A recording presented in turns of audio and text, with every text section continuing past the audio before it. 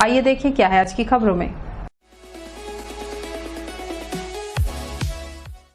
राष्ट्रीय ग्रामीण आजीविका मिशन बिहान योजना के तहत कार्यरत सैकड़ों महिलाओं ने मानदेय बढ़ाने समेत 7 सूत्री मांगों को लेकर मोर्चा खोल दिया है। स्थानीय तानसेन चौक पर बारिश के बीच बड़ी संख्या में महिलाएं हड़ताल पर बैठी हैं। उनका कहना है कि मुख्यमंत्री ने सभी को नियमित करने का आश्वासन दिया था, परंतु अभी तक ऐसा कुछ न होने से हमें अनिश्चितकालीन हड़ताल का सहारा लेना पड़ रहा है। महिलाओं ने मांग को जायज बताते हुए समय पर मांगे पूरी नहीं होने की स्थिति में सड़क की लड़ाई लड़ने की चेतावनी दी है।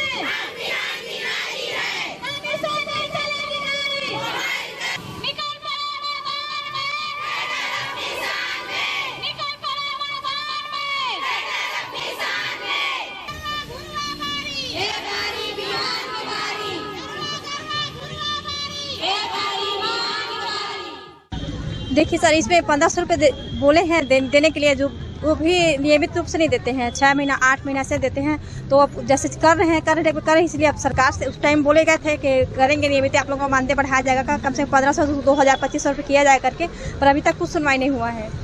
पेमेंट कितने दिन में आया करता है आप लोग को? 6 महीना 8 महीना हो जाता है। उस बीच में फिर आप लोग कैसे चलाते हैं घर, कैसे मेकअप करते हैं फिर आप लोग? उसी में दिक्कत हो जाता है सर। अनिश्चितकालीन हड़ताल पे हैं हम लोग। इससे पहले भी आप लोग का मुख्यमंत्री से चर्चा हुआ था क्या? जी, एक बार और हुआ था हमारा, लेकिन बीच में आश्वासन दिया गया था कि बढ़ेगा करके, फिर हम लोग काम चालू कर दिए थे। हम लोग अनिश्चितकालीन हड़ताल पे रहेंगे, जब तक हमारी मांगे पूरी नहीं होती हम तब तक बैठे रहेंगे। कितने हमारी संख्या पूरा छत्तीसगढ़ में है 99,000 है पूरा। बिहान का जो 7 सूत्री है उसमें जो हम लोग आंदोलन कर रहे हैं, जिससे हमारा मानदेय नहीं बढ़ रहा है और बहुत सारी हमारी समस्याएं हैं, उनका निराकरण भी नहीं हो रहा है। तो इसलिए हम लोग इसके लिए हड़ताल कर रहे हैं, क्योंकि हम लोगों को अभी आश्वासन दिया गया था, मंत्री जी आश्वासन दिए थे मुख्यमंत्री जी कि आप लोग का नियुक्तिकरण करेंगे, लेकिन अभी तक कोई भी प्रोसेस नहीं हो पाया है और हमें पता भी नहीं चल रहा है। इसलिए हम लोग अपना नियुक्तिकरण के लिए भी हम लोग आगे बढ़ रहे हैं, ताकि हम लोग जिसमें काम कर रहे हैं, इसमें NRLM में काम कर रहे हैं, तो इसमें हम लोग का नियुक्तिकरण नहीं हुआ है। तो एक हम लोग के पास में एक होना चाहिए ना कि हम लोग मतलब किस विभाग में काम कर रहे हैं, जिससे हमें जाना जाए कि हाँ हम NRLM से कर रहे हैं, हम राष्ट्रीय ग्रामीण आजीविका मिशन के तहत हम काम कर रहे हैं, तो उसमें हमारी एक पहचान होनी चाहिए। वो पहचान के लिए भी हम लोग अपना हड़ताल कर रहे हैं। जो पेमेंट मिलता है वो हमें नियमित तरीके से नहीं मिलता है, बहुत दिनों में मिलता है, 6 महीना 8 महीने में मिलता है। और इसमें बहुत सारे कर्मचारी हैं, जैसे कि PRP हैं, एपल CRP हैं, बैंक मित्र हैं, सक्रिय महिला हैं, और आपके RBK हैं, और कृषि मित्र हैं और बहुत सारी हैं इसमें। तो उनका सबका जितना भी मानदेय है वो सही तरीके से नहीं मिलता है, बहुत रुक के मिलता है, जिससे उनका घर का भी नहीं चलता है। और हम लोग तो, मैं तो सक्रिय महिला हूँ और मुझे 1500 रुपये का मानदेय मिलता है, लेकिन वो भी सही तरीके से नहीं मिलता है। साल में 6 महीने में यानी कि 1 बार 2 बार मिलता है, तो उससे क्या होता है। इसलिए हम लोग मतलब कि आगे की, और हम लोगों को क्या है इसमें काम क्या है, एक गांव से दूसरे गांव जाना पड़ता है और उस तरीके से हम लोग को काम करना पड़ता है। और उसमें भी क्या है, हम लोग को मोबाइल से ही काम करना पड़ता है ऑनलाइन। तो उसमें क्या होता है कि पैसा नहीं रहता है मोबाइल में रिचार्ज के लिए, तो फिर बहुत दिक्कत जाता है। पेट्रोलियम के लिए भी नहीं रहता है, तो हम लोगों को जाना पड़ता है। और उसमें क्या 1500 रुपये में क्या होता है, 1500 रुपये तो ऐसे ही उठ जाते हैं। नमस्ते कोरबा न्यूज के लिए रामकुमार यादव के साथ ममता साहू की रिपोर्ट।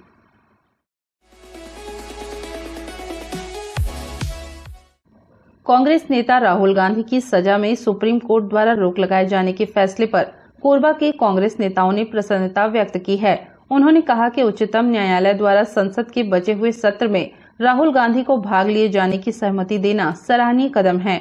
उन्होंने आगे कहा कि सुप्रीम कोर्ट द्वारा निचली अदालत के फैसले पर सवालिया निशान खड़ा करना एवं यह कहना कि आखिर इस मामले में अधिकतम सजा क्यों, इस बात को दर्शाता है कि केंद्र सरकार ने किस प्रकार से एक साजिश के तहत इस पूरे मामले को अंजाम तक पहुंचाया।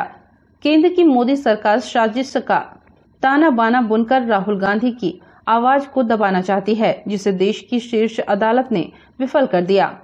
आज माननीय उच्चतम न्यायालय के द्वारा एक बड़े फैसला सुनाते हुए हमारे अखिल भारतीय कांग्रेस कमेटी के पूर्व अध्यक्ष और सांसद माननीय श्री राहुल जी के जो 2 साल की सजा गुजरात हाईकोर्ट द्वारा की गई थी उसको रोक लगा दी है।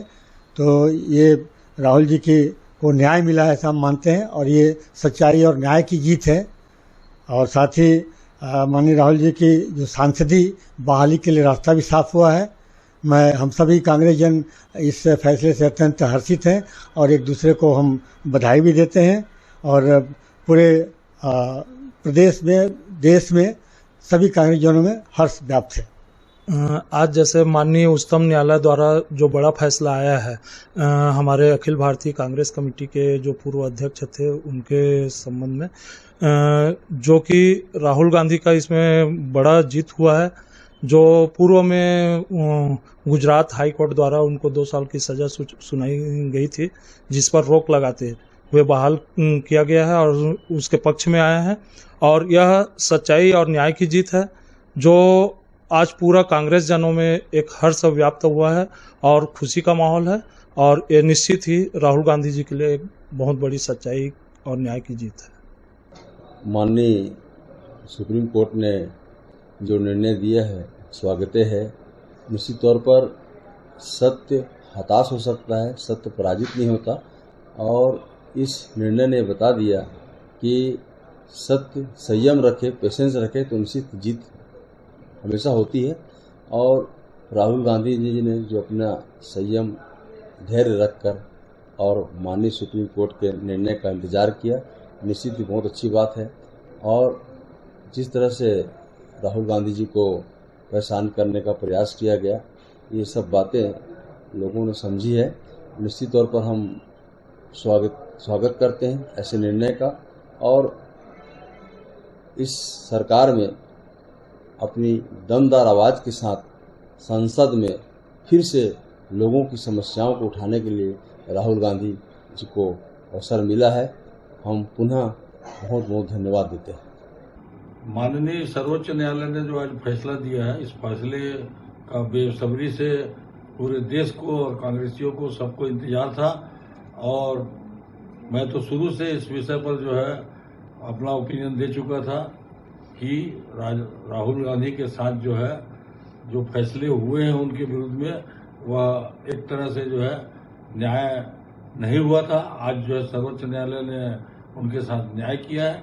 मैं इस फैसले पर इतना ही कहूंगा कि सत्य जो है को पराजित नहीं किया जा सकता, परेशान जरूर कर सकते हैं। उन्होंने कुछ दिनों राहुल गांधी को परेशान किया है और आज सर्वोच्च न्यायालय ने उन्हें जो है जीत दिलाई है। नमस्ते कोरबा न्यूज के लिए अजय अग्रवाल के साथ रामकुमार यादव की रिपोर्ट।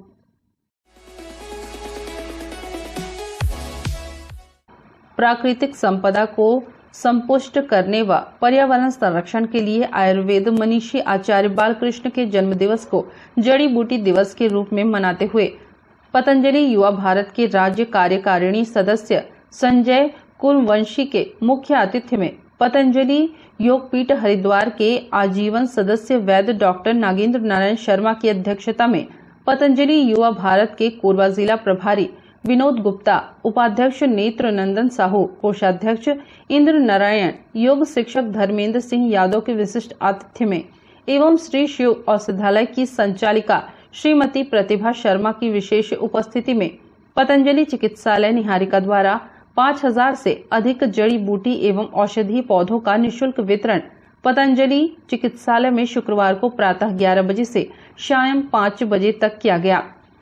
सर्वप्रथम सभी अतिथियों ने भारत माता, आयुर्वेद प्रवर्तक भगवान धन्वंतरी, स्वामी रामदेव एवं आचार्य बालकृष्ण के तैलचित्र पर तिलक कर एवं उनके समक्ष दीप प्रज्वलन कर कार्यक्रम का शुभारंभ किया। उसके पश्चात सभी अतिथियों का स्वागत औषधीय पौधे भेंट कर पतंजलि चिकित्सालय के सिद्धराम, शाहनी, राकेश एवं नीति साहू ने किया। स्वागत के पश्चात अध्यक्षीय उद्बोधन देते हुए कार्यक्रम की अध्यक्षता कर रहे वैद्य डॉक्टर नागेंद्र नारायण शर्मा ने कार्यक्रम के विषय में विस्तार से बताते हुए औषधीय पौधों को ही धरती पर साक्षात ईश्वर का स्वरूप बताया। मुख्य अतिथि संजय कुर्मवंशी ने औषधीय पौधों की उपयोगिता बताते हुए गिलोय, नीम, तुलसी, एलोवेरा एवं आंवले को धरती में 5 अमृत बताते हुए कहा कि इनका दैनिक जीवन में नित्य उपयोग करने वाला व्यक्ति कभी भी रोगी नहीं होता। साथ ही उन्होंने उपस्थित जन समुदाय को इसके नित्य उपयोग करने की सलाह भी दी।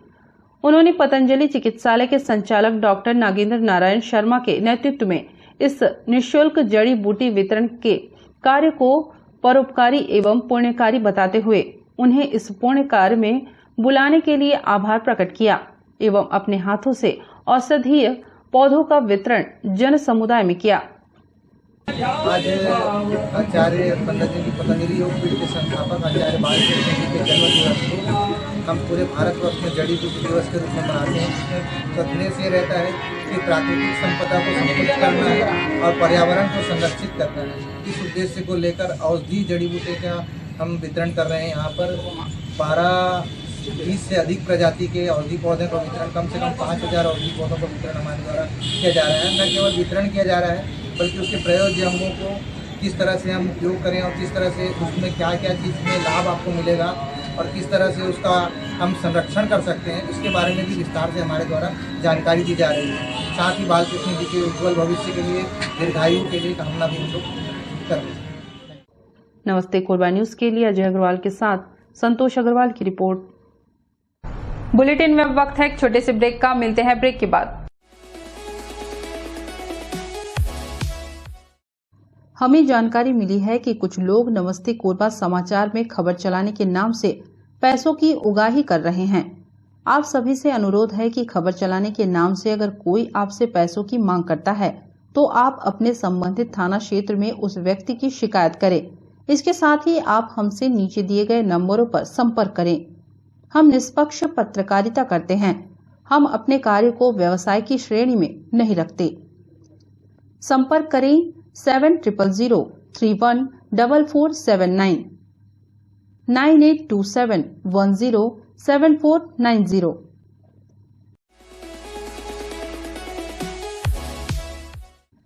रामायण काल में मर्यादा पुरुषोत्तम श्री रामचंद्र को गंगा पार कराने में गुहा निषाद राज ने अपनी भूमिका निभाई थी। लंबा समय बीतने के बाद भी निषाद समुदाय की निष्ठा ईश्वर के प्रति काफी मजबूती से बनी हुई है। कर्नाटक प्रदेश से वास्ता रखने वाले इस समुदाय के काफी लोग भजन कीर्तन करने के साथ अपनी जीविका चला रहे हैं। मूल रूप से निषाद समुदाय जीविका के लिए भले ही दूसरे उपाय किया करता है, लेकिन इसके बिल्कुल विपरीत है कर्नाटक के गोविंद प्रसाद और उनके परिवार के लोग।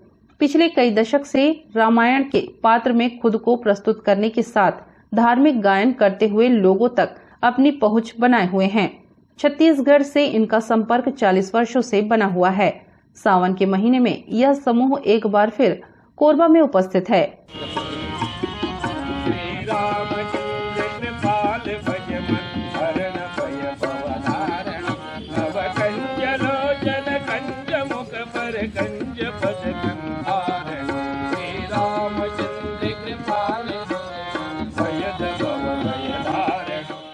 जी नमस्ते, मैं एक संगीत कलाकार हूँ। मेरे मूल निवासी कर्नाटक के जिला गदग, ग्राम देवीहाल, स्टेट कर्नाटक के निवासी था। 40 साल पहले जब सुंदरलाल पटवा मुख्यमंत्री था मध्य प्रदेश का, तभी मेरे माता पिता जिस राज्य में आया। मैं जात का निषाद हूँ, केवट नाविक है। ये हमारा पूरा पारंपरिक है। ये तबला वादक हमारा दामद है। ये भक्त प्रहलाद का रूप है। ये भी मेरा लड़का है, ये भी मेरा लड़का है। ये हमारा प्रभात फेरी बोलते हैं। एक लाइन में 5-5, 6-6 दिन हम लोग ब्राह्मण करते हैं हरिभजन के स्वरूप में। आखिर में जो मन से देते वही हम देते हैं और काले हाथ में नहीं बेचते। ये हमारे संगीत कलाकार का सनातन धर्म का मैं संस्कृत इलाका भजन सेवक मंडल हूँ। मेरा नाम है गोविंद प्रसाद। अभी मैं वर्तमान में दुर्ग जिला भिलाई क्षेत्र में जंजगिरी में रहता हूँ। आप गाँव चरौरा के बगल में एक गाँव है, उस गांव में रहता हूँ। कलाकार मंडल 8 साल कोरबा में कम से कम 40 साल से आ रहे। वहाँ पूरा परिवार के साथ में आता हूँ। भजन सीतामढ़ी के पास में किसी ना दोस्त के घर में रहता हूँ और 15-20 दिन फेरी लगा के जो मन से देते वैसे ही काम करते हमारा परिवार करते हैं। इससे हमारे उद्देश्य सरकार आप लोगों को कभी कोई मदद कोई नहीं सर, कोई नहीं। यहाँ की सरकार हमको आधार कार्ड दिया और रेशन कार्ड दिया और बच्चा लोगों के स्कूल में पढ़ने के लिए एक सहारा दिया। पहला दिग्विजय सिंह मुख्यमंत्री था, तब से हम लोग आते जाते हैं। उसके बाद में अजीत जोगी था, उसके बाद में हमारा रमन सरकार था। जब रमन सरकार था हमको संगीत कलाकार का 2-4 बार हमको कार्यक्रम का संस्कृत इलाके में रायपुर में कार्यक्रम दिलवाए थे। उनके घर में भी कार्यक्रम दिया उनका। और मेडिकल था कौन सा राजनांदगांव पास में गांव था उनका खैरागढ़ कवर्धा के पास में रहते थे, उनके पास में गया हम लोग भजन सेवा किया। ये हमारे पारंपरिक है। सरकारी से हमको कुछ नहीं मिला। जो भक्त लोग जो इच्छा से देते हुए हमारे भक्ति संसार से हम लेता हूँ, उनसे हम ग्रहण करता हूँ, उनसे हमारा जीवन चलता है। इसके अलावा आप लोग और क्या करते हैं? कुछ नहीं सर, ये हमारा भजन मंडली का सेवा है, वेशभूषण का सेवा है, बस और कुछ भी नहीं। और अखंड रामायण में तबला बजाता हूँ, हारमोनियम बजाता हूँ। हमारे बच्चे लोग सब खैरागढ़ का विश्वविद्यालय में तबला वादक है, भजन सेवक है, हम भी खुद गायक है और बस इसी हमारे जीवन चल रहे हैं। धन्यवाद। नमस्ते कोरबा न्यूज के लिए संतोष अग्रवाल के साथ रामकुमार यादव की रिपोर्ट। मणिपुर में हो रही हिंसा और आदिवासी महिलाओं पर हो रहे अत्याचार के विरोध में एल्यूमिनियम एम्प्लॉयज यूनियन एटक के द्वारा तानसेन चौक पर एक दिवसीय विशाल धरना देकर कोरबा कलेक्टर के माध्यम से राष्ट्रपति के नाम ज्ञापन सौंपा गया। मणिपुर में हो रही हिंसा को लेकर राज्य के महासचिव कामरेड हरिनाथ सिंह ने कहा कि मणिपुर में जिस तरह से महिलाओं पर अत्याचार हुए हैं वह पूरे विश्व में भारत देश को शर्मसार कर दिया है। यह बहुत ही जघन्य अपराध है। ऐसा भारत देश में पहली बार हुआ है कि महिलाओं को निर्वस्त्र घुमाया गया है और उनके साथ बलात्कार किया गया है। महिलाओं के साथ जिन लोगों ने भी यह घटिया काम किया है उनको फांसी दे देना चाहिए। एल्यूमिनियम एम्प्लॉयज यूनियन के अध्यक्ष SK सिंह और महासचिव सुनील सिंह ने कहा कि मणिपुर में जो हिंसा फैली हुई है उसे केंद्र और राज्य सरकार को कड़ा कदम उठाकर हिंसा पर रोक लगाना चाहिए। आदिवासी महिलाओं पर जिन लोगों के द्वारा अत्याचार किया जा रहा है उनको कड़ी से कड़ी सजा देना चाहिए, लेकिन सरकार मौन है। ऐसा लग रहा है कि इसमें केंद्र और मणिपुर राज्य की सरकार भी इस हिंसा में शामिल है। जो मणिपुर में कुकी जनजाति की महिलाओं के ऊपर जघन्य अपराध हुआ है, जिसका वीडियो की मई में आया था, उस संबंध में पूरे देश को शर्मसार करने वाली बात है। उसी अपराध के विरोध में हम लोग यहाँ पर आए हैं तथा कलेक्टर महोदय के द्वारा राष्ट्रपति महोदया को हमने ज्ञापन भी दिया है और हमने निवेदन भी किया है कि जितने जल्दी हो सके उतने जल्दी से जल्दी मणिपुर सरकार की जो सरकार है उसको वहाँ से हटाया जाए, बर्खास्त किया जाए और राष्ट्रपति शासन लगाया जाए तथा केंद्र सरकार की जो कार्य पद्धति है यह भी एक प्रश्न चिन्ह के दायरे में आती है। इसलिए हम उनको ये अनुरोध करेंगे कि जहाँ तक हो सके जो भी दोषी हैं उनको पकड़कर जघन्य से जघन्य जो अपराध है जिसको हम शब्दों में बयान नहीं कर सकते, इसलिए हम ये विरोध प्रदर्शन कर रहे हैं। बहुत सारी महिलाएं भी हमारे साथ में इस विरोध प्रदर्शन में आई हुई हैं और हम यही चाहेंगे कि तत्काल वहाँ पे राष्ट्रपति शासन लागू किया जाए और जो दोषी हैं उन पर कठोर से कठोर सजा दिया जाए। है कि लक्ष्मण मन में हमारा पार्टी का संगठन है और वहाँ पर मीटिंग कर वहाँ मणिपुर की घटना के बारे में बताया गया और वहाँ पर एक विरोध प्रदर्शन भी किया गया, क्योंकि जो घटना 4 मई को मणिपुर में हुआ वहाँ की सरकार ने पूरा नेट बंद कर रखा था और वो 19 जुलाई को पूरे देश में आया है, पूरा देश नहीं विश्व में, जिससे कि पूरा विश्व शर्मसार हुआ है। वहाँ की सरकार के इशारे पर वहाँ के गुंडे को पाल करके वहाँ के अपराधी तत्वों ने महिलाओं जिसके साथ हुआ 2 पुरुषों को, भाई और पिता को उनके सामने मार दिया गया। उसके बाद महिलाओं को कपड़े उतरवाया गया, उनके प्राइवेट पार्ट्स को छुआ गया, धक्का मुक्की गया और एकांत में ले जाकर बलात्कार किया गया। ये बहुत ही शर्मसार करने वाला ऐसा कभी घटना हुआ नहीं था। इसलिए हम लोग जगह जगह पार्टी और यूनियन की तरफ से विरोध कर रहे हैं कि वहाँ की सरकार को बर्खास्त किया जाए, वहाँ पर राष्ट्रपति शासन लागू किया जाए और यहाँ तक कि केंद्र की सरकार को भी इस पर इस्तीफा देना चाहिए, मोदी को भी, क्योंकि बेटी बचाओ बेटी पढ़ाओ के नारा देते हैं। कथनी और करनी में बहुत ही फर्क है। जैसे बोला जाता है कि मुंह में राम बगल में छुरी, वही हाल मोदी जी का है।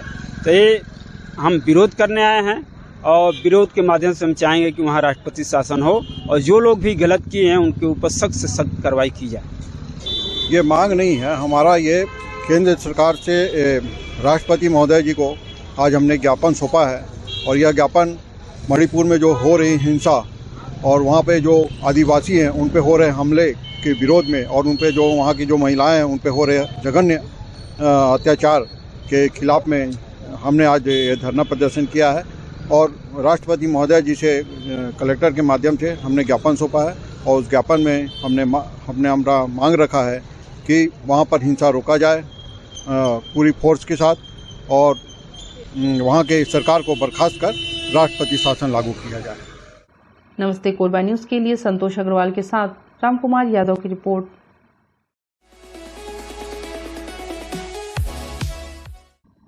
कोतवाली थाना अंतर्गत सीतामढ़ी क्षेत्र में निर्माणाधीन एक सेप्टिक टैंक में गृहस्वामी पर महुआ शराब बनाने का अवैध कार्य करने का आरोप लगाया है।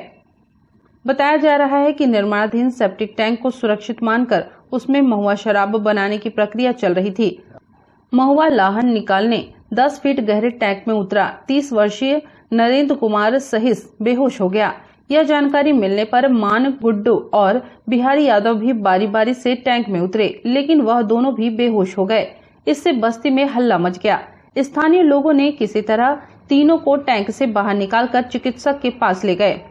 चिकित्सक ने नरेंद्र सहित को मृत घोषित कर दिया। मान गुड्डू और बिहारी यादव का गंभीर हालत में इलाज किया जा रहा है। इस पूरे मामले की छानबीन पुलिस कर रही है। दिनांक 4 तारीख को रात्रि लगभग 10:30 बजे पुलिस को सूचना प्राप्त हुई कि एक नरेंद्र सहिस जो कि पोखरीपारा इमली डुब्बू का निवासी है, अस्पताल पे ब्रॉड डेड पे भर्ती हुआ है। पुलिस द्वारा अभी मर्ग जांच किया जा रहा है। जांच के बाद अग्रिम कार्रवाई की जाएगी। क्या करने उतरे सर, कुछ जानकारी है सर? अभी प्रारंभिक जांच जारी है, अभी कुछ भी जानकारी नहीं है। नमस्ते कोरबा न्यूज के लिए अजय अग्रवाल के साथ रामकुमार यादव की रिपोर्ट। न्यूज के इस बुलेटिन में बस इतना ही। न्यूज अपडेट के लिए जुड़े रहें हमारे YouTube channel, Facebook, Telegram, Instagram, Twitter को सब्सक्राइब, लाइक, कमेंट करना ना भूलें। नमस्कार।